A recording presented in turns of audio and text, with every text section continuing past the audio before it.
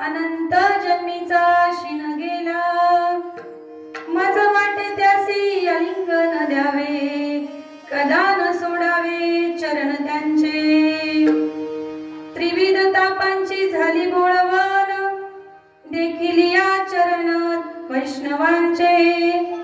मज वाटे त्यासी अलिंगन द्यावे, कदा न सोडावे चरण त्यांचे। एका जनार्दनी घडो त्यांचा संग, न व्हावा वियोग जन्मोजन्मी। मज वाटे त्यासी अलिंगन द्यावे, कदा न सोडावे चरण त्यांचे। विठ्ठल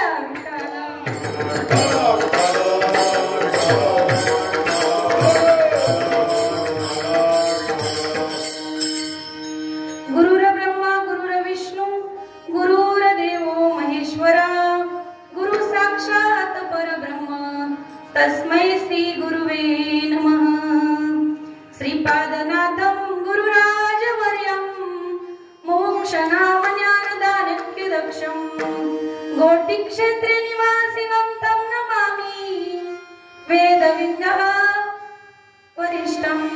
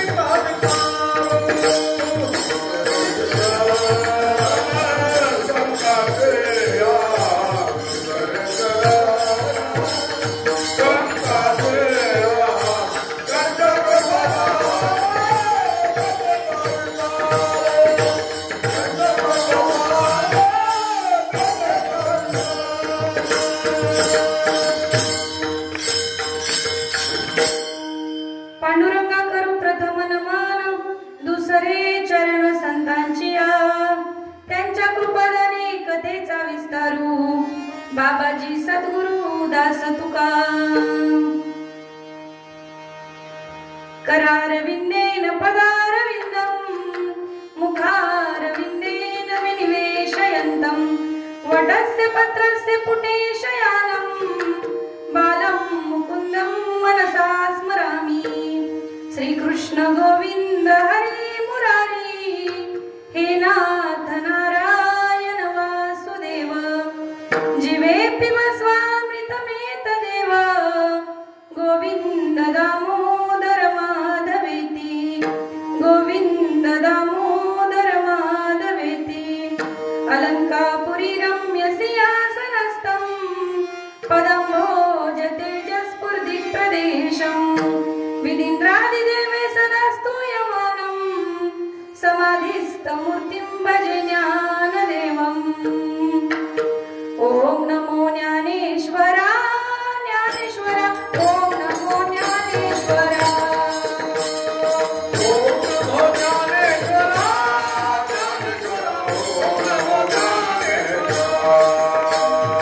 ओम नमो ज्ञानेश्वरा ज्ञानेश्वरा ओम नमो ज्ञानेश्वरा ओम नमो ज्ञानेश्वरा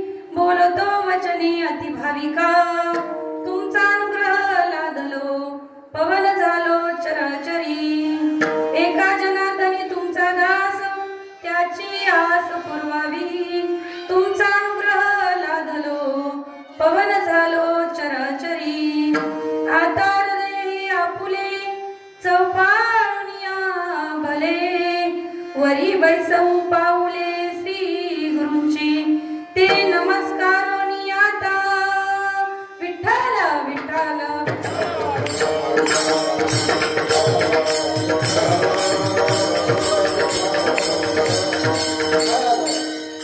धन्याजी दिन संत दर्शनाचा अनंत जन्मीचा शिन गेला मज वाटे त्यासी अलिंगन द्यावे कदा न गडा सोडावे चरण त्यांचे प्रस्तुत प्राप्त प्रसंगी कीर्तन रूपी सेवेकरता घेतलेला अभंग शांती ब्रह्म पैठणचे एकनाथ महाराज यांचा 4 चरणाचा आणि संत महत्व सांगणारा अभंग आहे विठ्ठल विठ्ठल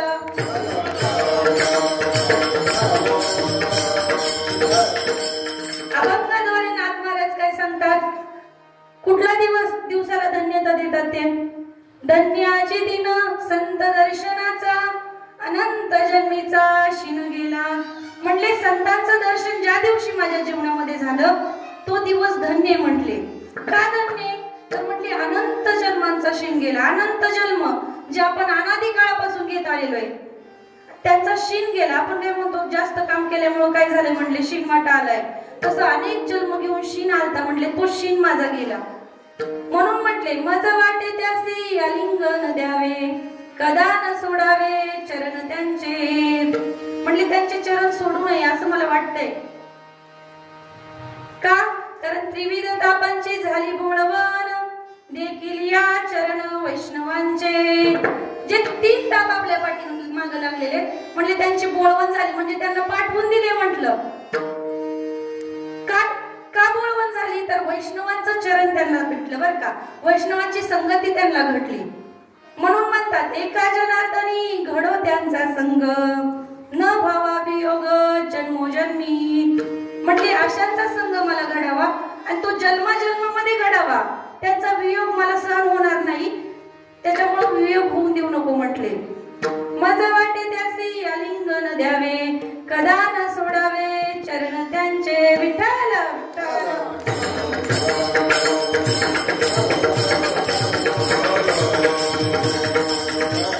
बघा, सेवेला सुरुवात देण्यापूर्वी करण्यापूर्वी कार्यक्रमाचं प्रयोजन काय, कशा निमित्त आपण या ठिकाणी जमलेलो आहे, सर्वांना ज्ञातच आहे. पण वक्त्याचं ते आद्य कर्तव्य आहे की त्यांनी या ठिकाणी सांगितलं पाहिजे. बघा, सद्गुरु सच्चिदानंद सर्वांचे हृदयस्थ सद्गुरु हरिभक्त परायण पांडुरंग दादा मडके यांचं 13वे वर्ष आहे पुण्यतिथीचं. बघा, एक तपपूर्ती पूर्ण झालेली आहे आणि पुढच्या तपामध्ये प्रवेश होत आहे. तर बघा, एक तप झालं आणि या एक तपामध्ये हा कार्यक्रम मोठ्या उत्साहाने मोठ्या जल्लोषाने साजरा करत आहोत. आणि याच्यामध्ये हा वैष्णव मेळावा आपण साजरा करतो. याच्यामध्ये दुसऱ्या दिवसाची पहिली चक्री कीर्तन रूपी सेवा माझ्या वाटेला आली, ही मी माझं परम भाग्य समजते. विठ्ठल विठ्ठल.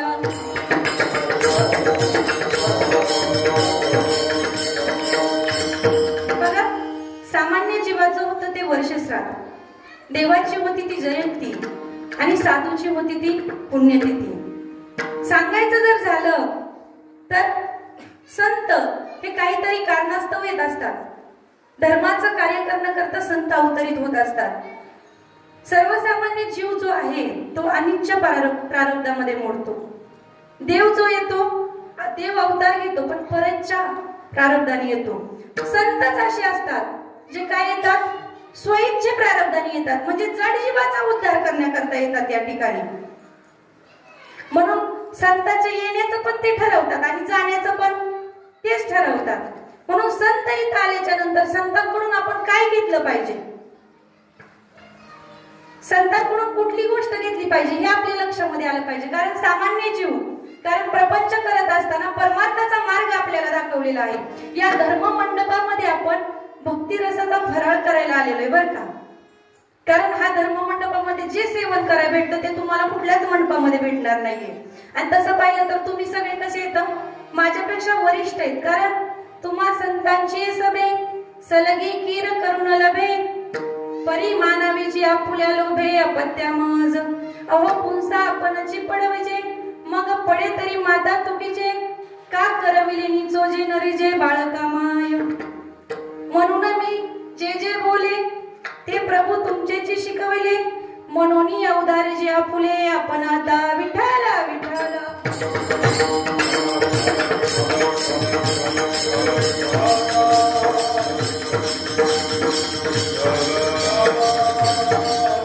बघा, तुम्ही सर्वजण वरिष्ठ आहात. या ठिकाणी माझ्यापेक्षा अनुभवाने मोठे आहात, वयाने मोठे आहात, ज्ञानाने मोठे आहात. मी तुमच्या पुढे काय सांगू शकते, परंतु हे बघा, दादांनी प्रत्येकाला स्वतःचा अनुभव प्रतिपादित करण्याकरता या ठिकाणी उभा राहण्याची संधी दिलेली आहे. कारण आपल्यासारख्या माता भगिनींना जो काही अनुभव येतो आपल्याला दुसऱ्या व्यासपीठावर बसून देणार नाही बरं का. कारण कीर्तनकार एवढे झालेले आहेत की त्यांचं ज्ञान ऐकता ऐकताच समाज सगळा काय झालेला आहे, बोलून गेलेला आहे. मग आपल्यासारख्यांचं कोण ऐकणार. परंतु दादा बाबा काय म्हटले, अरे तुम्ही पण तेवढ्या पात्रतेचे आहात. कारण परमार्थ म्हणजे करमणुकीचा विषय नाहीये, परमार्थ म्हणजे मनोमनाचा विषय नाहीये. परमार्थ हा अंतकरणाचा विषय आणि तो अनुभवाचा विषय आहे. म्हणून परमार्थाचा जो अनुभव तुम्हाला आला तो तुम्ही इथं प्रतिपाद करू शकता का. माझ्या साधू संतांनी तेच केले ना, अनुभव आले अंगा ते या जगा देतसे. म्हटले जे अनुभव आले ते समाजापुढे मांडण्याचं काम केलं. संतांनी आपल्याला खूप दिलंय हो, पण त्याची किंमत आपल्याला कळत नाहीये. कारण बघा, अनादी कालापासून जे ज्ञान आलेले, संप्रत कालापासून जसंच्या तसं जे आलेले ते आपल्याला दिलेले. आपली पात्रता पाहिलेली नाही की हा एवढ्या योग्यतेचा आहे, हा गरीब आहे, हा श्रीमंत आहे, हा सुंदर आहे, अपरूप आहे. भेदभाव केला का, नाही केला. कारण साधूच्या ठिकाणी भेदभाव हा नसतो. कारण साधूचं अंतकरण हे कोमल असतं आणि साधू जीवाचा उद्धार करण्याकरताच आलेला असतो. म्हणून साधूंनी ज्या मार्गाने सांगितले, संतांनी ज्या मार्गाने सांगितले त्या मार्गाने जाणं आपलं कर्तव्य आहे. मार्ग दावणी गेले आधी दयानिधी संत तेनेची पंथे चालू जाता न पडे गुंता कोटे काही. काय म्हणले? पुढे गेले त्यांचा शोधित मार्ग. म्हणले जे पुढे गेले त्यांचा मार्ग शोधत. वंदू चरणरज सेवू उष्टावळी. म्हणले त्यांची चरणरज उष्टावळ सेवन करायचे म्हणजे काय? जे त्यांनी परमार्थ सांगितलाय, जो आचरणात आणलाय, तोच आपल्याला पण करायचा आहे बरं का. आपलं त्याच्यात घुसवायचं नाहीये. कारण पोस्टमनचं काम काय असतं? टपालातलं पोस्ट घ्यायचं, ज्या पत्त्यावर सांगितलंय तिथपर्यंत पोस्ट करायचं, बरोबर का नाही? मग आपलं पण तेच काम आहे. आपण त्याच्यामध्ये आपली घालण्याची गरज नाही. कारण साधूंनी जे दिलंय ते सोपं आणि सुलभ दिलेलं आहे. अनादी काळाचं तत्व जसेच्या तसं आपल्याला प्राप्त झालेलं आहे. याचं नामस्मरण करणं महत्वाचं आहे. जवळजवळ इथं सर्वच साधक आहेत. सांगायचा विषय झाला तर साधकाचा भाव हा परमार्थामध्ये मुख्य गोष्ट आहे. कारण भावाशिवाय परमार्थ नाही बरं का. कारण भावानीच भक्ती अंतकरणामध्ये काय होत असती? प्रगट होत असते. काल तुम्ही सर्वांनी म्हणजे काल पण चक्री कीर्तन वगैरे झाले, पण काही कारणास्तव यायला जमलं नाही. बघा काल जे होतं ते कसं होतं? निरस दूध कसं असतं ना त्याप्रमाणे असतं. काल पण तुम्ही सेवन केलेले. जसं स्वयंपाक केल्या गरम गरम वाढलं तर एक भाकरी खाणारा माणूस 2 भाकरी नक्कीच खातो का? गरम गरम असतं. आज आहे पण ते स्वयंपाक करून 2 तास झालेले आहेत ना आता. मग जेवणामध्ये फरक पडतोच ना. माय बाप हो त्याच्यातली गत आहे विठ्ठला विठ्ठला विठ्ठला.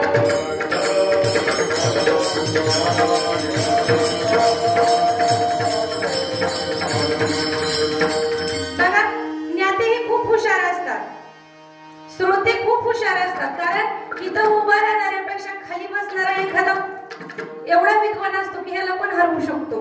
इथं उभा राहिले म्हणून खूप शहाणा झाला असं नाही बरं का. कारण बघा संतांनी जो परमार्थ अंमलात आणला, नवे जो आपल्यापर्यंत पोहोचवला, त्याचं पालन करणं, तो अंमलात आणणं हे आपलं कर्तव्य आहे. कारण जड जीवाच्या पुढे ते हे जन नंदे कवे डोळा येतो कळवळा म्हणून या. हे पुढलेलं जन त्यांना पाहत नाही म्हणून त्यांनी हे तत्व कुठलीही पात्रता न पाहता आपल्याला दिलं.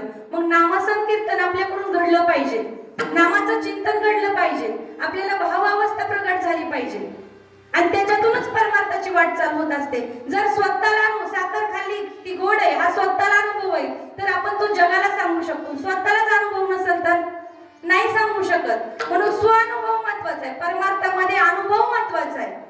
तुम्हाला काय अनुभव आला? नाम घेतल्याच्या नंतर बाबा म्हणायचे देवाचा अनुभव म्हणजे काय मुळव्यात बरं होणं का? पोरीला पोरग होणं म्हणजे देवाचा अनुभव आहे का? देवाचा अनुभव काय आहे नेमका? काय आहे देवाचा अनुभव? जोपर्यंत अंतकरणामध्ये सद्भक्ती जागृत होत नाही तोपर्यंत देवाचा अनुभव येत नाही.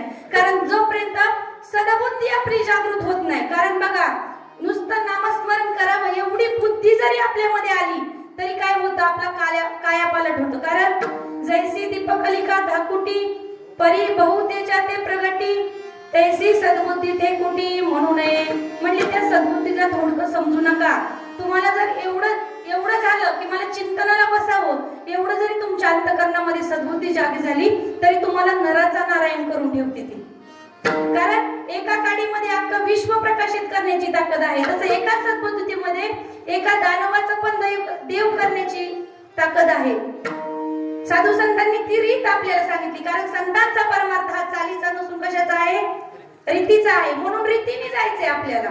कारण कोण म्हटले काय? आपण प्रकृती प्रधान आहोत सर्वजण, म्हणून प्रकृतीनुसार आपण चालतोय, बरोबर का नाही? जशी प्रकृती चालवती तशी चालतोय. पण बघा प्रत्येक गोष्टीला मर्यादा असते बरं का. संतांनी त्यांची मर्यादा कधीच उल्लंघित केलेली नाहीये. मर्यादेच्या बाहेर जे जातात ते संत नसतात. हे माझं मत आहे, हे शास्त्राचं पण मत आहे. जे मर्यादा सोडून वागतात, कारण जिथं मर्यादा आली तिथं संत आले, म्हणून संतांचे विचार आपण अंमलात आणतोय, बरोबर का नाही? बघा महाभूतावरती सृष्टीचं सर्व नियंत्रण चालू. एका महाभूताने जरी स्वतःची मर्यादा जर उल्लंघन केली तर, समजा पाण्याचाच विषय घेऊ आपण. पृथ्वीवर पाणी किती टक्के? 72%. आणि पृथ्वी किती टक्के?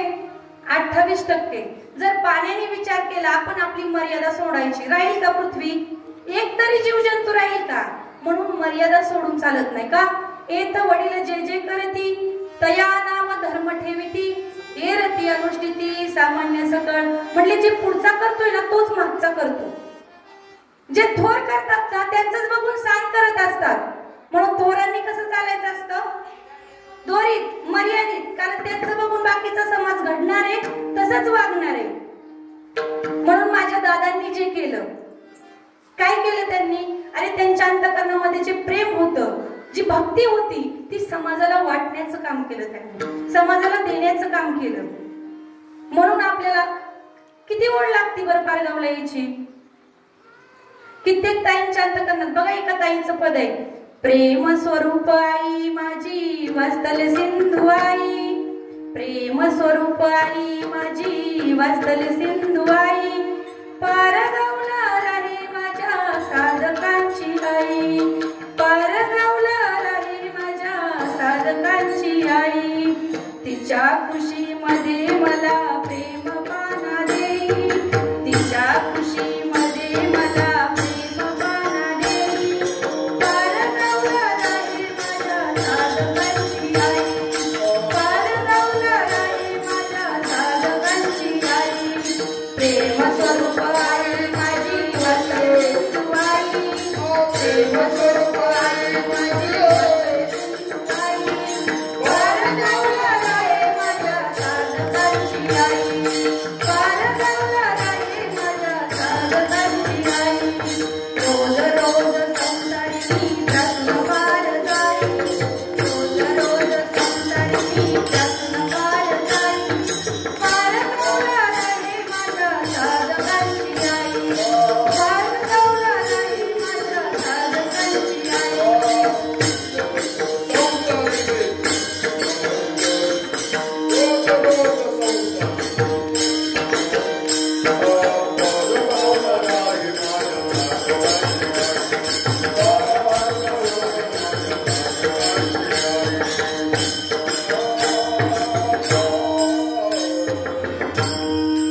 कारण बघा, दररोज प्रपंचाचं गढ चालूच आहे. कारण काय, नित्य उठून या खायचीच चिंता, खायचीच चिंता सगळ्यांना पडलेली आहे.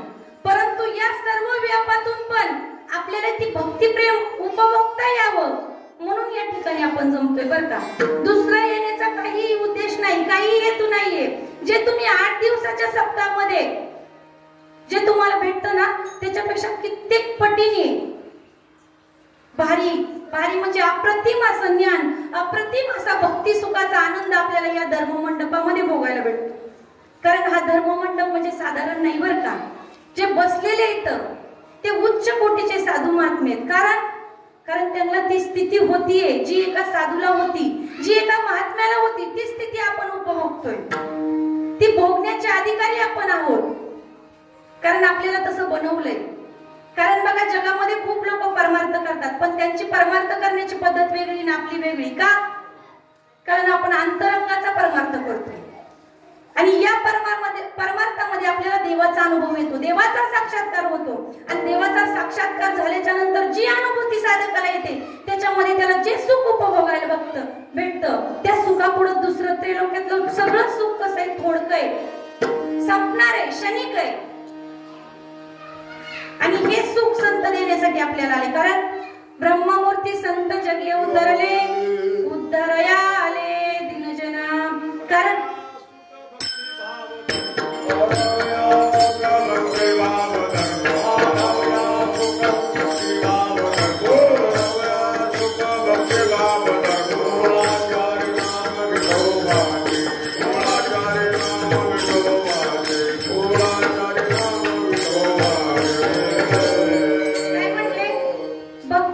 भक्तिभाव वाढण्याकरता संत या ठिकाणी आले. कारण भक्ती कशी करावी हे ज्ञान कोण देत असतात? संत देत असतात. कारण आंधळी भक्ती करू नये. मी नेहमी सांगते माझ्या कीर्तनामध्ये, कारण ज्ञान आणि वैराग्याने परिपूर्ण अशी भक्ती करावी. भक्ती करायची म्हणून नुसतीच करायची नाही बरं का. भक्ती करायची तर ती ज्ञान आणि वैराग्याने परिपूर्ण करायची. कारण जीवनामध्ये आपल्याला ब्रह्मनिष्ठ, श्रोत्रिय आणि दयाळू असे सद्गुरू लाभलेले आहेत. ज्यांच्या अंगी ब्रह्मनिष्ठता होती, नवे नवे शास्त्राचं ज्यांना ज्ञान होतं, दादांना प्रत्येक गोष्टीचं ज्ञान होतं, संगीताची कला त्यांना अंगीभूत होती, शास्त्राचं अध्ययन होतं, नवे नवे प्रत्यक्ष ब्रह्मरूप होते ते, तरी पण त्यांनी सामान्यासारखं आचरण केलं. कुठं पाठीमागं बसून कीर्तन ऐकायचे, एका कोपऱ्यात मी कोणीतरी आहे ही भावना त्यांच्या अंतःकरणाला स्पर्श करत नव्हती. का? कारण मीच निघून गेलता, ब्रह्मरूप झाले होते ते, म्हणून ते करू शकले. म्हणून आज त्यांच्यासाठी आपल्याला रडा येतं, कारण संतांच्या नावामध्ये पण ती ताकद असते. आणि आपलं नाव काढलं तरी लोक तोंडवाकडी करतात की आपल्यात आणि त्यांच्यात फरक आहे. का बरं? कारण संत हे जगासाठी जगले, जगाच्या कल्याणाकरता ते या ठिकाणी आले आणि जगाचं कल्याणच करून गेले बरं का. कारण जगाच्या कल्याणा संतांच्या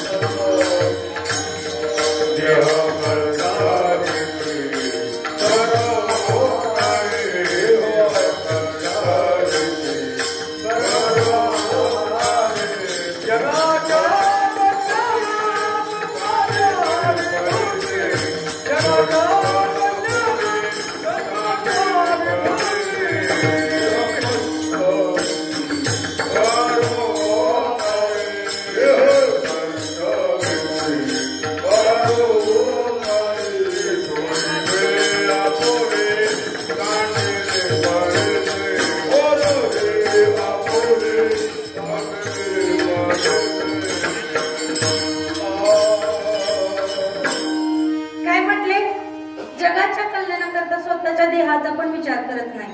आज काय म्हटले? देह पुष्टविती. पुष्ट म्हणजे देहाचंच बघतात सगळे. जेवणात काय आहे, तूप आहे का, रोटी आहे का, असे महाराज आहेत आजकाल. परंतु संतांनी देह कष्टवला बर का. कारण बघा, दादांना डोळ्याचा पण त्रास होता. नवे त्यांना फोर व्हीलर मध्ये जर प्रवास करायचा म्हटलं तर गाडीचा पण त्रास होता. दादांच्या डोळ्याचं ऑपरेशन झाल्याच्या नंतर घरचे त्यांना म्हणायचे, दादा आत्ताच दवाखान्यातून आलाय, तुम्ही जाऊ नका बर का. परत डोळ्याला हवा लागायची, परत काहीतरी व्हायचं. मला बाकीच्या संतांचं माहित नाही, मी दादांचं ऐकलेलं म्हणून दादांचं सांगते. सांगायचे तुम्ही गाडीवरती जाऊ नका, तुमच्या डोळ्याला त्रास होईल. पण दादांना आतमधली ओढ थांबवून देत नव्हती, कारण माझ्या माता भगिनी माझी वाट बघत असतात. दादांनी कधीच असं स्वतःच्या देहासाठी, शुगर होती त्यांना, दररोज इंजेक्शन घ्यायचे मग ते जायचे. परंतु दादांनी कधीही परमार्थासाठी देहाचा पाऊ केला नाही. म्हणजे माझं हे दुखतंय, माझं ते दुखतंय, कधीच नाही केलं. कारण जे संत, साधू संत स्वतःला जे काही भोगायला आले ते भोगूनच संपत असतात. म्हणत नाही की मी साधू संत काय करू शकत नाही, सगळं करू शकतात. पण ते जे भोग त्यांना भोगायला आलेले, जे वाटेला आले ते भोगूनच संपवतात ते, मग शारीरिक असो किंवा कुठलेही असो. म्हणून बघा, जीवनामध्ये आपल्या जे संत आलेले त्या साधूचं आपण अवलोकन केलं पाहिजे. नवे साधू काय करतोय, आपण काय केलं पाहिजे याच्याकडे आपले लक्ष पाहिजे. कारण बघा, भूतांची दया हे भांडवल संतांना आपुली ममता नाही देही. म्हणजे स्वतःच्या देहावरती त्याचं ममत्व नसतं. कारण देह त्यांचा कशा करतात, ते जगाच्या कल्याणाकरता, जगाचं भलं करण्याकरता ते देहाचा काय करतात, वापर करतात. कारण ते काही काळापुरती या ठिकाणी आलेले असतात. कशासाठी येतात? येथे उपकारासाठी आले घर जावे, आले घर जावे, कुठे आले घर जावे, येथे उपकारासाठी आले घर जावे, आले घर जावे, आले घर जावे. काय म्हटले? या ठिकाणी उपकार करण्यासाठी घराच्या वैकुंठी या ठिकाणी संत आलेले आहेत. कशासाठी? उपकारासाठी आलेले, जीवाचा उद्धार करण्याकरता ते आलेले. बघा, अनंत काळापासून जी आपल्या पाठीमागे संसार लागलेला आहे, प्रपंच वेगळा माय बापू आणि संसार वेगळा, जन्म आणि मृत्यूचा संसार अनादी काळापासून आपल्या पाठीमागे लागलेला आहे. आपण प्रमाण म्हणतो काय, एक योनी कोटी कोटी फेरा आणि मग लागे वारा मानवाचा. बरं का, आपण हे म्हणतो आपल्या सोयीसाठी, पण तिथे असं आहे, मनुष्य देहाचा वारा मग लागे, असं ते प्रमाण आहे. आणि आपण हे म्हणतो, बोलायला सोपं जातं. परंतु बघा, 84 लक्ष योनी आपण फिरून येतो. ह्या योनी नेमक्या कोणत्या? बघा, 20 लक्ष योनी भोगाव्या वृक्षामध्ये, 9 लक्ष भोगाव्या पक्ष्यांमध्ये, 9 लक्ष भोगाव्या जलचरे. म्हणजे 20 लक्ष योनी तुम्हाला वृक्षामध्ये घ्यावे लागतात, 9 लक्ष योनी तुम्हाला म्हटले जलचरी घ्यावे लागतात, 11 लक्ष भोगाव्या त्या पक्ष्यांमध्ये, म्हणजे 11 लक्ष योनी तुम्हाला मोजा बर का किती होते. 20 झाले, 9 झाले, 11 लक्ष योनी तुम्हाला पक्षामध्ये घ्यावे लागतात, पक्ष्यांच्या ह्याच्यामध्ये. आणि म्हणले 30 लक्ष योनी पशूंची ये घरी, पशूंच्या घरामध्ये तुम्हाला पशु म्हणजे गाय, म्हैस, घोडा, गाढव जे काही असेल त्याच्यामध्ये घ्यावं लागते तो. आणि माणसा भितरी 4 लक्ष. तरी पण किती राहिले अजून? 10 राहिले ना. 10 म्हणले किरडांमध्ये.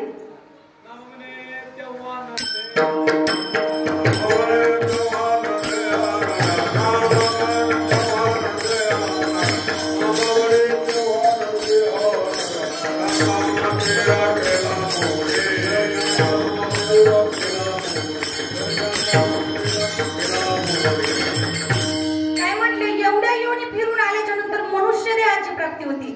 कारण बघा या कलियुगामध्ये मनुष्य देह भेटणं सगळ्यात दुर्मिळ गोष्ट आहे. आद्य शंकराचार्य सांगतात मनुष्यत्व, मुमुक्षत्व आणि महापुरुष संश्रयात मनुष्यत्व भेटून पण जीवाला मोक्षाची इच्छा होणं खूप गरजेचं आहे. नामदेव महाराज म्हणतात एवढ्या योनी फिरून आलात ना तुम्ही, नामामणी तेव्हा नरदेह येणारा, तेव्हा नरदेह भेटतो. आणि म्हणले तयाचा मातेरा केला मुढे. मूढ म्हणजे मतिमंद, मूर्ख. त्यांनी म्हणले मातेरा करून टाकलं त्याचा. का?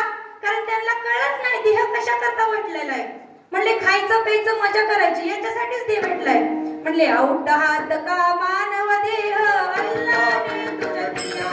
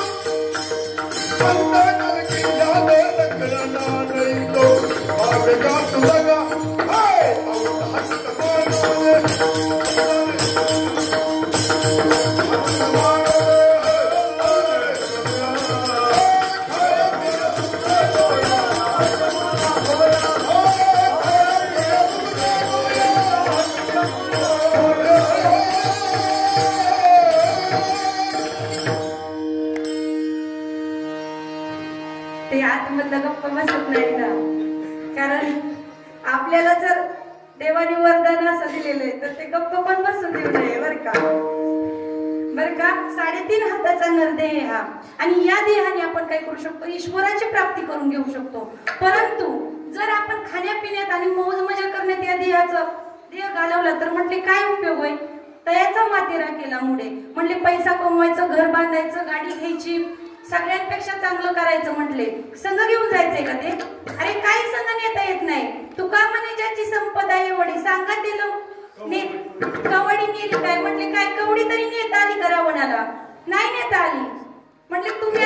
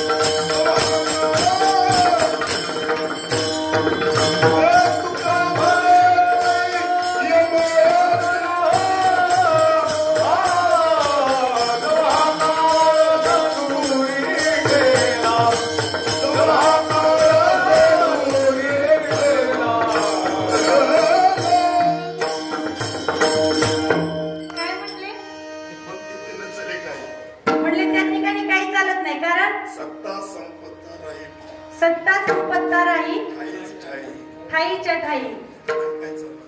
कारण काळा पुढं काही चालतंय का.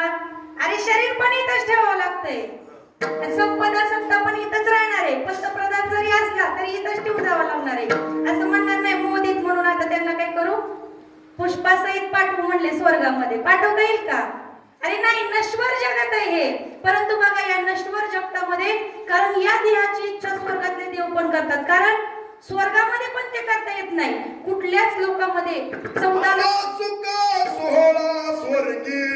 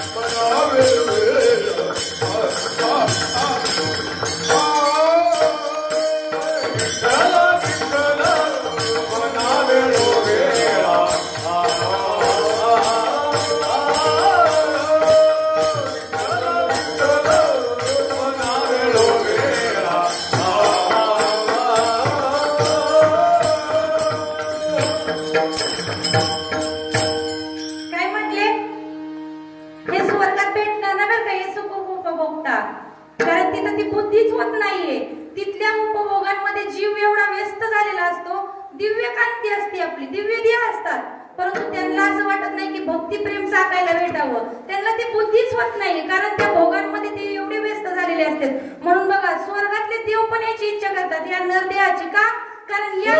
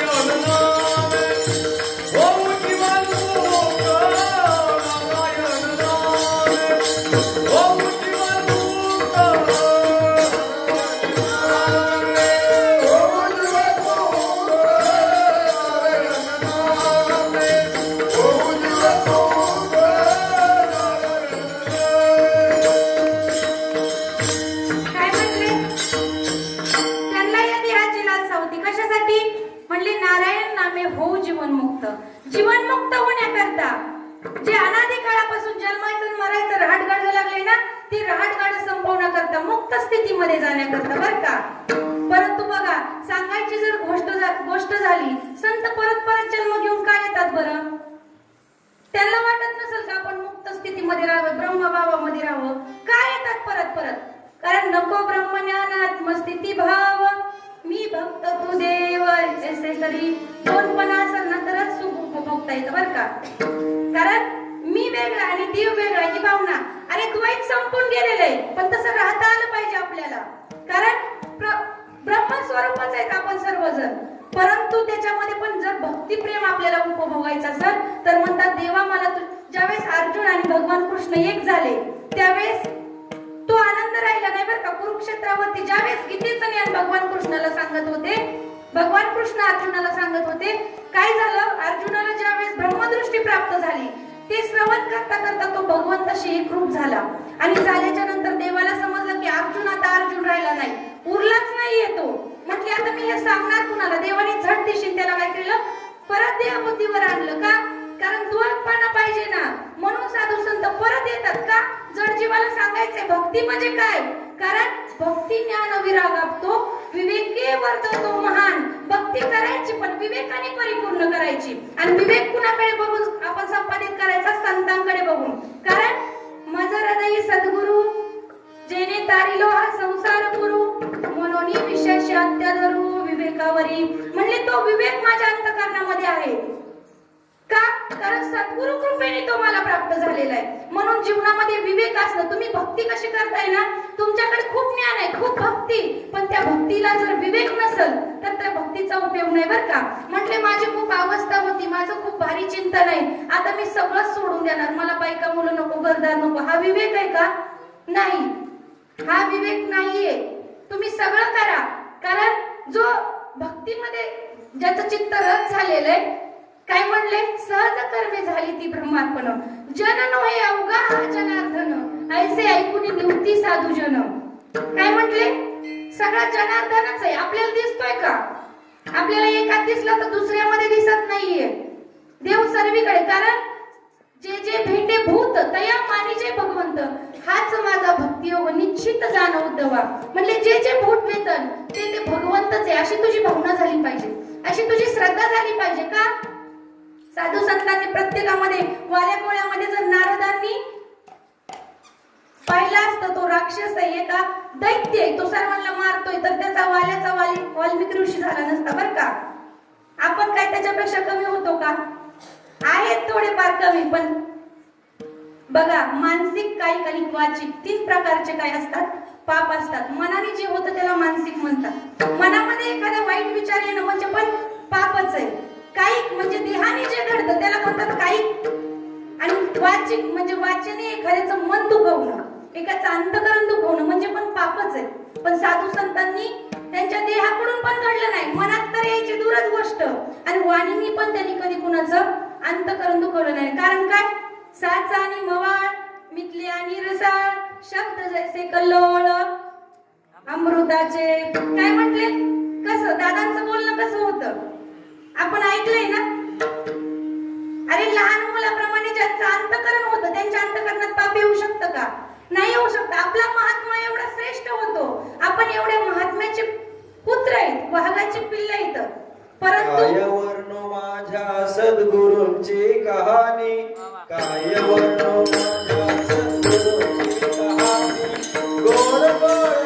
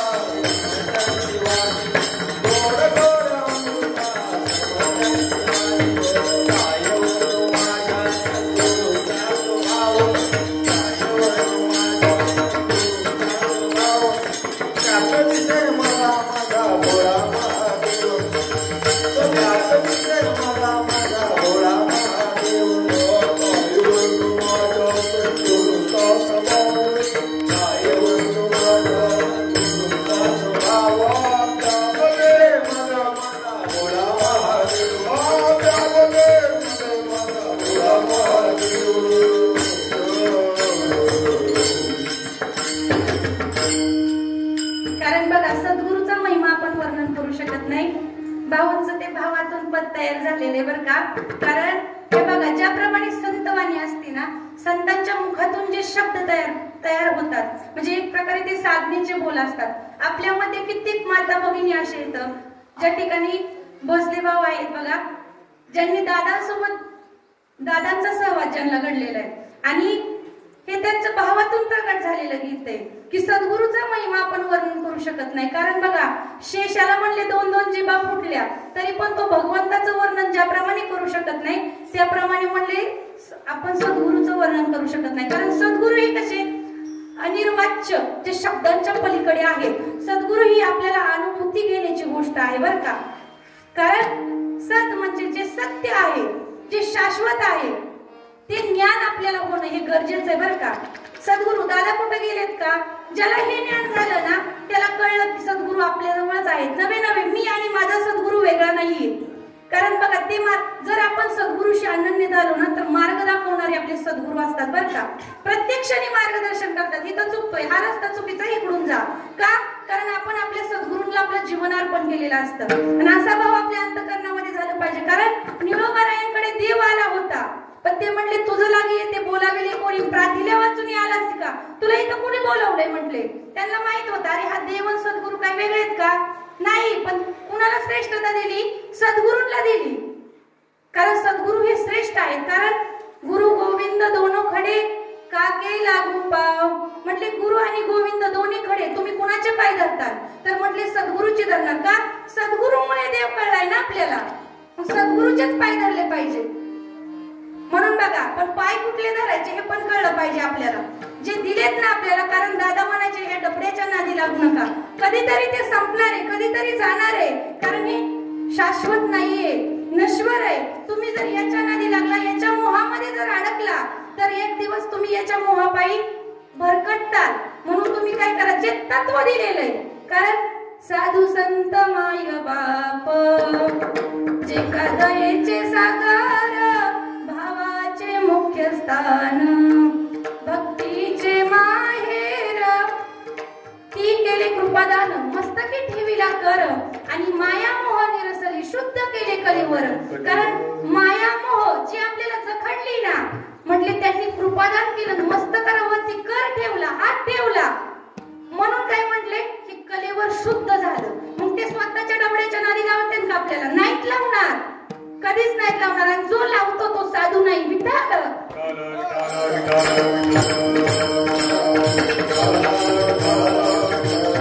त्याच्यामधला बघा, गुरु कधी म्हणत नाहीये की मी गुरु आहे आणि तू शिष्य आहे. कारण रामदास बाबा, श्रीपाद बाबा सांगायचे, काय सांगायचे? गुरुतला गु आणि शिष्यातला शी, ज्याला कळला ना तोच खरा आहे म्हटले. कारण सांगायचं जर झालं तर आपल्या महात्म्यांनी कधी देहाला महत्व दिलं नाही. माझ्या बाबांनी, म्हणजे मी पण ऐकलेलं आहे, मी काही त्यांच्यासोबत राहिलेली नाही, पण ऐकलेलं आहे. भाजी नीट करत करत आपल्या आया बहिणीला परमार्थ सांगितलेलं आहे का. आणि ज्यावेळेस असा साधू आपल्या जीवनामध्ये येतो, सहज सोप्या पद्धतीने, कुठलाही आव न आणता, मी कुणीतरी वेगळं आहे, मला गादी टाका, टेकायला द्या, असं केलं कधी? अरे 4 चौकामध्ये बसायचे, एखादी बालिकाचं कीर्तन करायला काही तर उशी डोक्यावर घेऊन नाचायचे. हा काय त्यांच्यात मोठेपणा होता? नाही, हा आनंद होता आतमधला. एखादं लहान लेकरू जरी इथे येऊन बोलायला लागले तर दादा ढसाढसा रडायचे. का?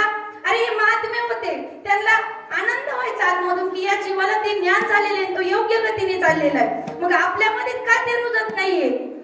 आपल्यामध्ये थोडं, मला तर येतो बाबा अहंकार, मला कीर्तन आलं ना, माझ्यासारखं कीर्तनकार कोणीच नाही बरं का.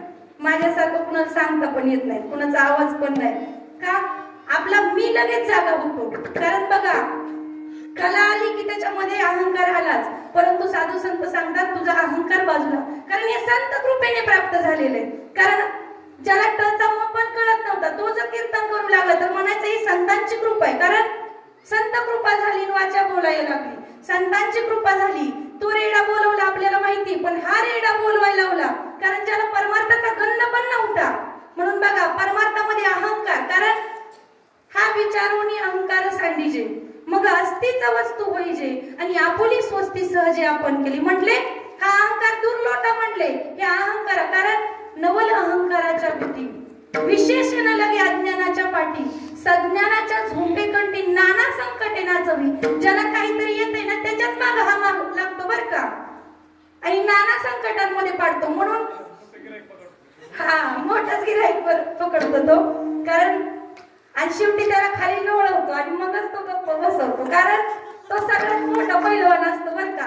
अहंकारा इतका मोठा पैलवान या जगात दुसरा कुठलाच नाही, कारण वर शिखरापर्यंत जाऊन देणार त्याला, वरून खाली आपटणार त्याला, बघता वर तोंड करून परत बघता पण नाही आलं पाहिजे. कारण बघा, पण संत सांगतात अरे अहंकार धरी सोमपणा मग चित्ती प्रगटे चैतन्य करा. म्हटले आपल्या अहंकाराला तुम्हाला सोमरूप करण्याची साधना दिलेली आहे आणि ती करा, कारण साधूंनी जी दया दाखवली आपल्याला, कारण दया ही संतांच्या अंतकरणामध्ये वसत होती. दया म्हणजे कुठल्याही दाखवायची, दया दाखवणे ही वेगळे बरं का. माझ्यात दया आहे असं सांगणं वेगळे, कारण ती कुठल्या इंद्रियाने अनुभवता येत नाही. दया हा अंतकरणाचा विषय आहे. हा, कारण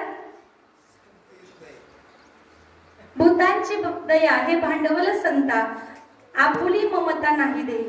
म्हणले दया ही संतांचं भांडवल आहे, कारण दया करण्याचे पुत्र असे तेच दासा आणि दासी, तोची साधू ओळखावा देव तेथीची जाणव. तुम्हाला असं कधी वाटलं का बरं की दादांमध्ये द्वैत जाणवलं का कधी? दादांनी जे जे घरासाठी केलं तेच साधकांसाठी केलं, त्यांच्यामध्ये द्वैत जाणवलं नाही का? सर्वभूती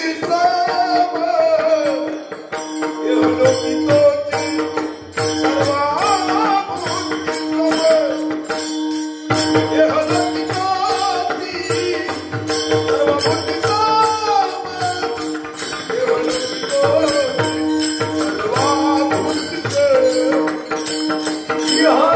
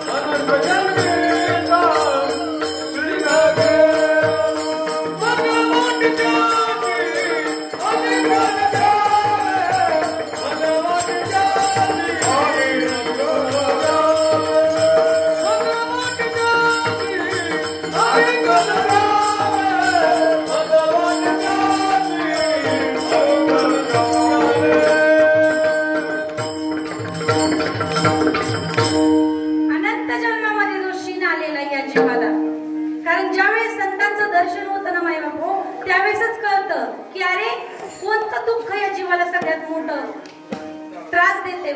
कारण बघा दिवसभर जर आपण शेतामध्ये काम केलं तर किती शीण येतो आपल्याला, खूप शीण येतो. मग आपण तर अनंत जन्म जन्मतोय मरतोय, जन्मतो मरतोय, त्याच्यामध्ये कर्म पण करतोय. हा शीण आलेला आहे.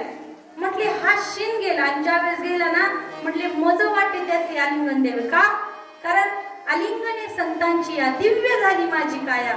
म्हणजे संतांचं ज्यावेळेस आलिंगन घडतं, आलिंगन घडेल मोक्ष सायुज्यता जोडे.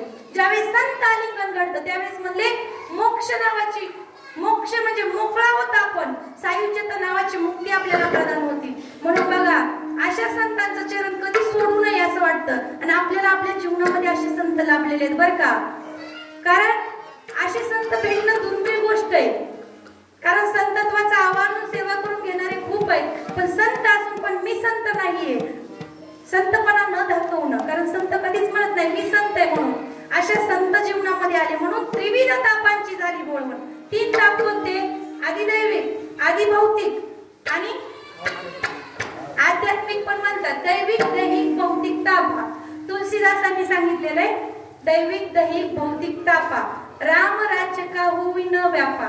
म्हणजे ही चौपाई तुलसीदासांची. तुलसीदास म्हणतात की राम राज्यामध्ये भौतिक ताप नव्हता, दैविक नव्हता, दैहिक पण नव्हता. दैविक तापालाच आपण आध्यात्मिक ताप म्हणतो बरं का. कारण बघा जे देवापासून होतं, देवताचे करतात ना, समजा पर्जन्यवृष्टी इंद्राणी केली तर तो काय झाला? दैविक कोप झाला बरं का. दैविक कोप झाला. दैहिक म्हणजे आपल्या शरीराचे नाना प्रकारचे रोग. आणि भौतिक म्हणजे भौतिक सुखाच्या पाठीमागे लागल्यावर काय दुःख होतं आपल्या जीवाला माहिती. ताप म्हणजे काय बरं? ताप कशाला म्हणतात? पापाचं फळ म्हणजे ताप असतं बरं का. आपण जे काही कर्म करतोय त्या कर्माचं फळ म्हणजे ताप आहे. ह्या तापांची म्हणले बोळवण केली म्हणजे आपण काय म्हणतोय, मुलीचं बोळवण झालं म्हटले. आमच्या बोळवण झालं म्हणजे काय झालं? तिला कायमची सासरी पाठवली, बरोबर का नाही? आता आली तरी खरी टेम्पररी येणार पाहुणी म्हणून आणि लगेच जाणार. तशी म्हणले ह्या तापांची बोळवण केली.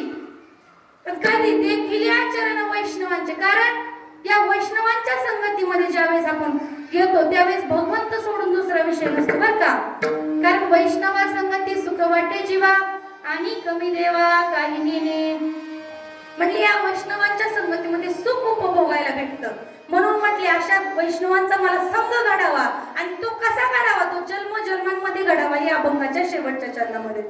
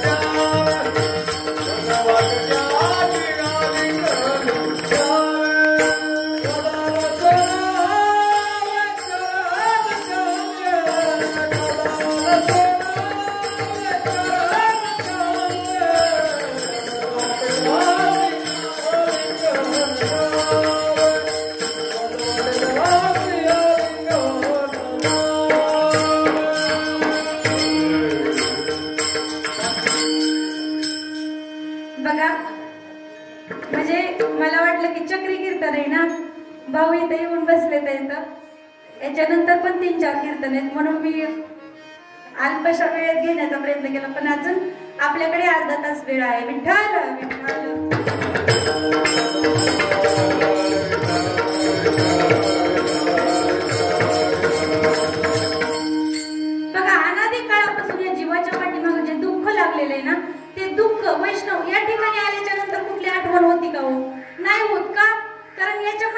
स्वतःलाच विसरून गेलेला असतो, ताणभूक विसरून गेलेला असतो, म्हणून आपल्याला बाकीच्या पण उपद्रव सुचत नाही, बरोबर का नाही? बघा, आपण खूप भाग्याचे आहेत, परम भाग्याचे आहेत. कारण ज्यावेळेस उद्धवाला भगवान कृष्ण ज्ञान सांगत होते ते म्हटले, देवा तुझी भक्ती एवढी सोपी आणि सहज आहे, मग सगळेच का बरं तुझी भक्ती करत नाही? म्हटले, उद्धव आम्ही तुला सांगतो, जरी माझी भक्ती सुलभ असली म्हणले तरी सगळे करणार नाहीत. का? कारण म्हणले या ठिकाणी ते भाग्याशिवाय करू शकत नाही, त्यांचं भाग्य पाहिजे. आणि ज्यावेळेस भाग्य उदयाला येतं त्यावेळेस काय म्हणले? भाग्याचा उदय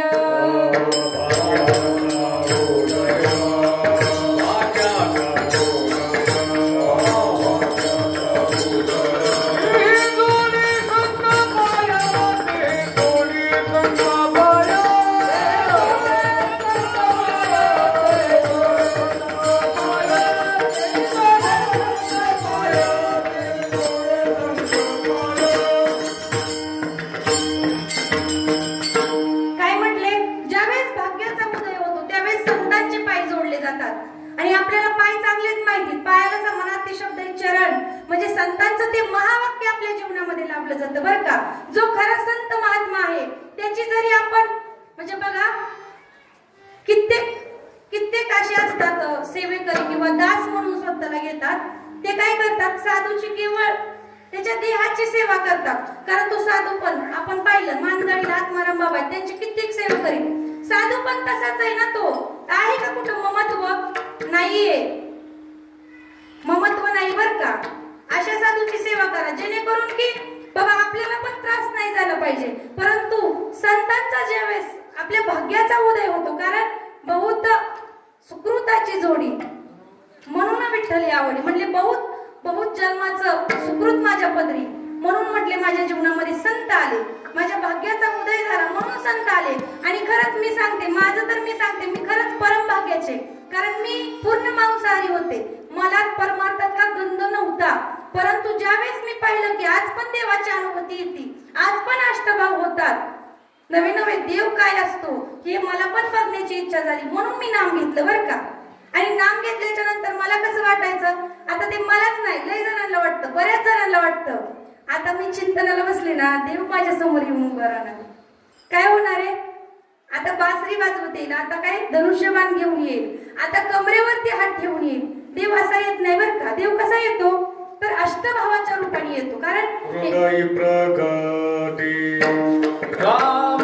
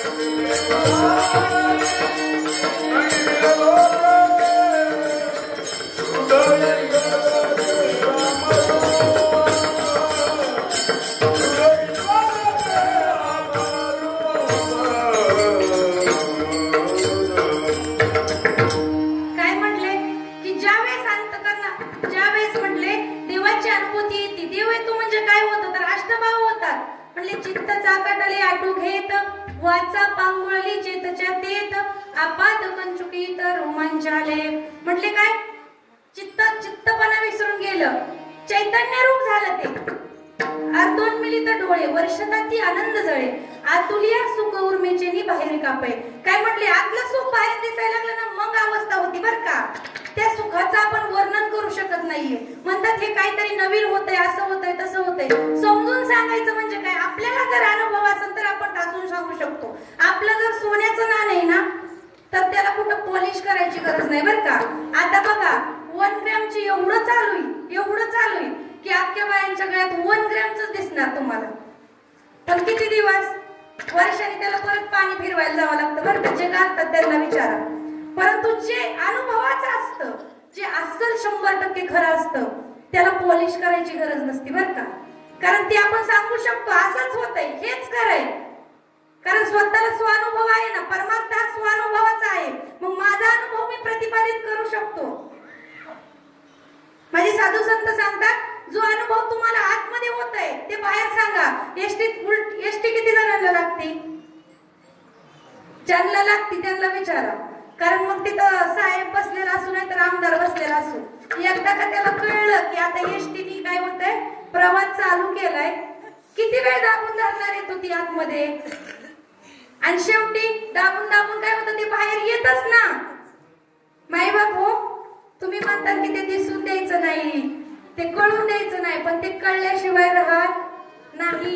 म्हटले लग्न झालं ना लगेच कळतं की ह्या बाईचं लग्न झालंय बाबा. का? बदल होतो ना तिच्यामध्ये. ताईची लगेच बाई होती ती, म्हणजे लक्षामध्ये येतं. तसंच आहे, जो खरा परमार्थिक आहे, ज्याच्या अंगामध्ये भक्ती रस भरलेला आहे, कळतं की याने पांघरून घेतलंय का पांघरून न घेता. हा म्हणजे पांघरून घेणारे खूप आहेत, आव आणणारे खूप आहेत, पण परमार्थामध्ये आव आणायची गरज नाही पाहिजे बरं का. ज्याला नशा चढली ना, ही माझी सेवा भाव शुद्ध,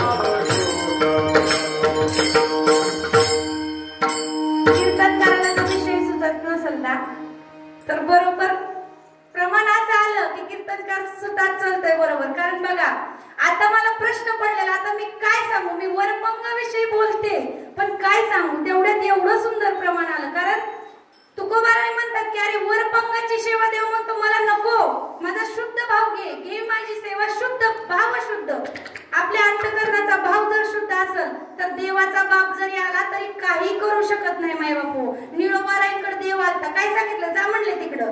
का? कारण भाव अंतःकरणातला कसा आहे, 100% खरा आहे.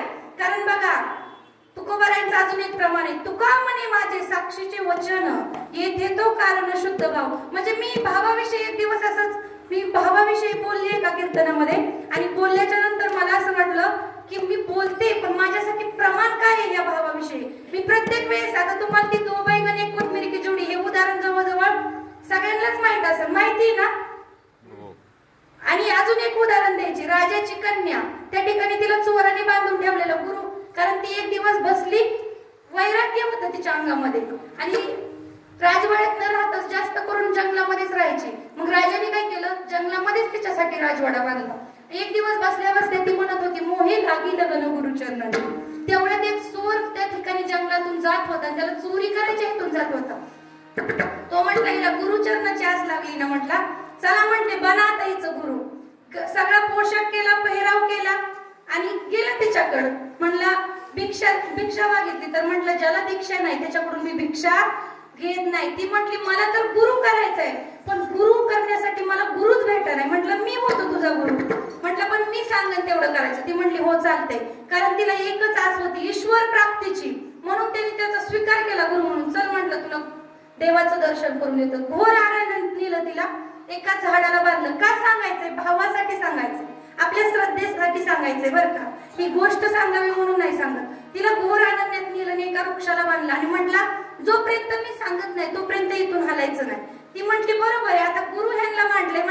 म्हटलं तुला देवाचं दर्शन झाल्याशिवाय राहणार नाही. आणि तिला बांधलं, हा राजवाड्यात गेला. राजवाड्यात बघा सोने चांदीचे ग्लास असतात, भांडी असतात, नाना प्रकारचे रत्न असतात. सगळं चोर केले, घटोडं बांधलं, गेला निघून. आणि कुठं? त्याच अरण्यात राजा आलाय. म्हणजे राजा एकदा जायचाच राजवाड्यामध्ये, राजकन्या काय करते बघायला. बघतोय तर राजकन्या कुठंच दिसला. ती वैराग्यवान होती म्हणून सेवेकरी पण तिने ठेवलेले नव्हते. मग तिचा शोध घेण्याकरता राजा निघाल्याच्या नंतर त्याला घोर अरण्यात राजकन्या दिसली. तिथं गेल्याच्या नंतर म्हणला चल घरी. तर ती म्हटली मी घरी येऊ शकत नाही जोपर्यंत माझे गुरु येत नाही तोपर्यंत. मग तसं म्हणल्याच्या नंतर राजाचा नाईलाज झाला. तिथं थांबून वैतागला. शेवटी निघून आला तो. आणि मग तिने आपल्या गुरुचं नामस्मरण चालू केलं की गुरु येते. गुरुवरती तेवढा भाव तिचा. आणि भगवानाचं सिंहासन हलायला लागलं बरं का क्षीरसागरामध्ये. भगवंत नारद मुनींना म्हटले अरे कोण एवढा माझा भक्त आहे अशी कसली तपश्चर्या करतोय जाऊन बघून. नारद मुनी नारायण करत तिथं आले आणि म्हटले हे कन्या काय करते म्हटले. त्यांनी शोध घेतला. ती कन्या दिसली. म्हटले या घोर अरण्यात तू काय करते. म्हटली माझ्या गुरूंची वाट पाहते कारण त्यांच्यामुळे मला देवाचं दर्शन होणार. मला ओढ आहे म्हटले त्या गोष्टीची. तीव्र ओढ अंतकरणामध्ये पाहिजे बरं का. नारद मुनी म्हटले असं काही नसतं. कुठला गुरु शिष्याला असा दोरीने बांधून ठेवत नाही आणि असं केल्याने देवाची प्राप्ती होत नसते. म्हणले मी सोडतो तुला. मी तुला सांगतो भगवत प्राप्तीचा मार्ग ईश्वर प्राप्ती. म्हणली अजिबात नाही. मी म्हटले का तुम्ही माझे गुरु इथं. माझा गुरु तोच. आज त्यांनी मला बांधलं म्हणून तुम्ही इथपर्यंत आलात का नाही. नारद मुनींचं दर्शन होतं कुणाला नाही पण त्या गुरुंनी बांधलं म्हणून तुम्ही माझ्यापर्यंत आलात. शेवटी नारद मुनी नाईलाजाने गेले. म्हटले भगवंता ती बालिका काही ऐकायला तयार नाही. मग म्हटले भगवंत म्हटले आता काही करून मला जावं लागलं. कारण म्हटले मला चैन पडा नाही. तिच्या अंतकरणाची भक्ती एवढी शुद्ध आहे की मला या ठिकाणी चैन पडा नाही. मला तिथं गेलंच पाहिजे. भगवंत आले. म्हटले काय चाललंय. म्हटले भगवंत माझ्या गुरूंनी या ठिकाणी मला थांबायला सांगितलंय आणि ती आल्याच्या नंतर मी जाणार. त्यांनी ईश्वर प्राप्तीचा मार्ग मला सांगणार आहेत. तेव्हा म्हटले आता देवच तुझ्या पुढे आहे ना. तुला काय गरज आहे आता गुरुची. आता जाऊ दे त्या गुरुला. नाही म्हटली त्यांची आज्ञाप्रमाण. कारण खरा जो सेवक असतो तो आज्ञाप्रमाण असतो बरं का. आज्ञेप्रमाणे वागतो तो. कारण सेवकाचं काम करत असतो तो. ती म्हटली नाही आज देवा तुम्ही माझ्या पुढे उभा आहेत ना माझ्या त्या गुरुंमुळे बरोबर. आणि गुरु कोण होता. बाबा म्हणायचे गुरु नदीला मासे धरील शिष्य गावात. ह्याच्यातला प्रकार आहे. शिष्य गुरु चोरी करून पसार झाला होता इकडं. शेवटी देव म्हटले तिचा गुरु कोण आहे शोधून आणा. सर्व राजवाड्यामध्ये कळलं ही बातमी. सगळे सेवेकरी सगळे पहारेकरी नवे स्वतः नारद मुनी पण त्या गुरुला शोधायला निघाले. तर तो गुरु तो वेश धारण करून तिथं त्याच्या कानावर गेलंच ना.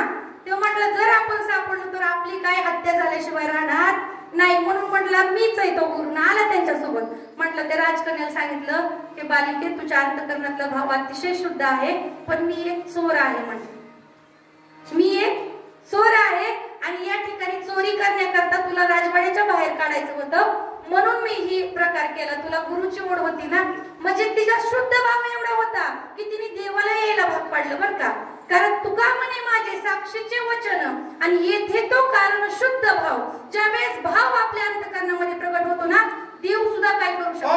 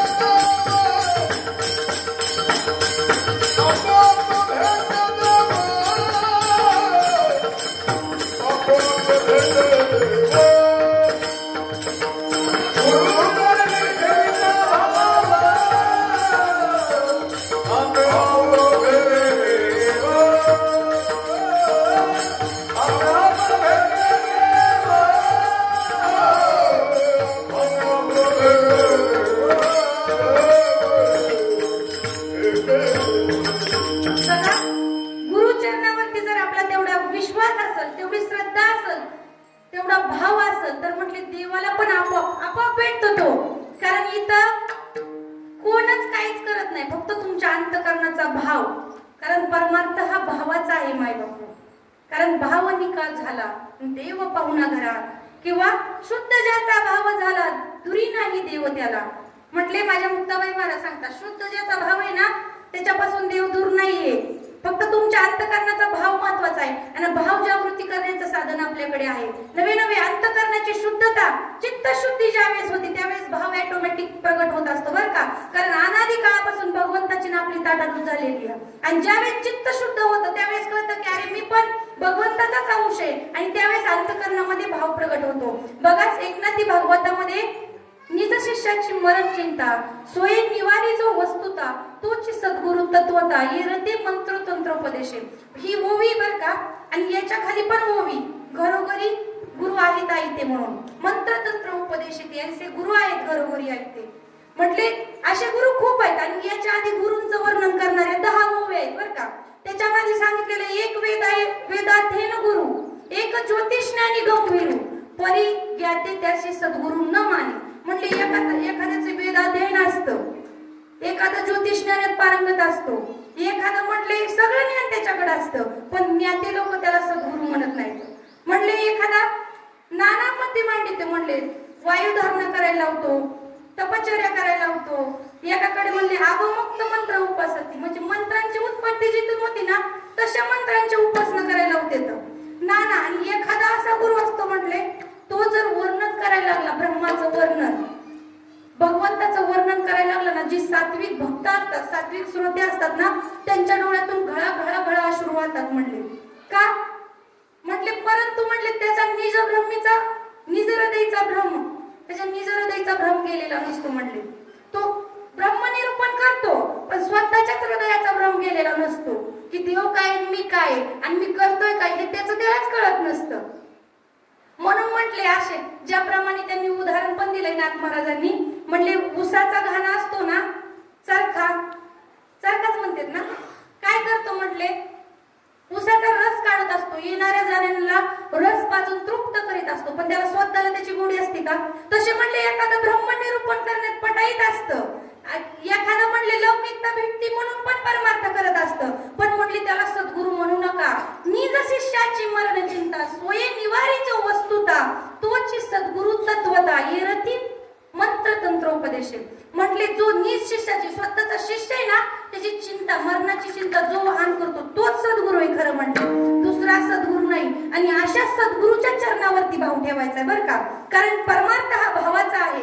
कारण श्रद्धावानात लभते ज्ञान भावातूनच श्रद्धा उत्पन्न होती असते श्रद्धेतूनच ज्ञान प्राप्त होत असते. म्हणून आपल्याला साधू संतांनी जो अनादी काळापासून चालत आलेला हा परमार्थ ही काय कुठल्या ज्ञानोबा म्हणजे बघा आपल्याला दादांनी सांगितलेलं आहे पण हे ज्ञानोबा तुकोबांनी सांगून त्यांनी जे केलं तेच दादांनी बाबांनी आपल्याला सांगितलेलं आहे. म्हणून घाबरण्यासारखं कारण नाही. परमार्थ अशुद्ध आहे कारण या ठिकाणी कुणाचं पण काम नाही बरं का. कारण जो भाग्यवान आहे तोच या ठिकाणी येऊ शकतो. आणि आपल्याला देवाने तेवढं संतांनी तेवढं भाग्याचे बनवले आपल्याला अधिकारी बनवलेले परंतु आपण आपली पात्रता विसरतोय. कारण दुसरा एखादा महाराज आला तर आपण काय करतोय त्याच्याप्रमाणे लगेच चालतोय. पण लक्षामध्ये घ्या दादांनी आपल्याला दादा जरी शांत सात्विक वृत्तीचं व्यक्तिमत्व होतं दादांचं कधीच कुणाला कडक आवाजात बोलले नसते मला तर वाटतंय. कारण त्यांचं वर्णन ऐकूनच कळतंय की दादा कधी कुणाला कडक आवाजात बोलले नसते.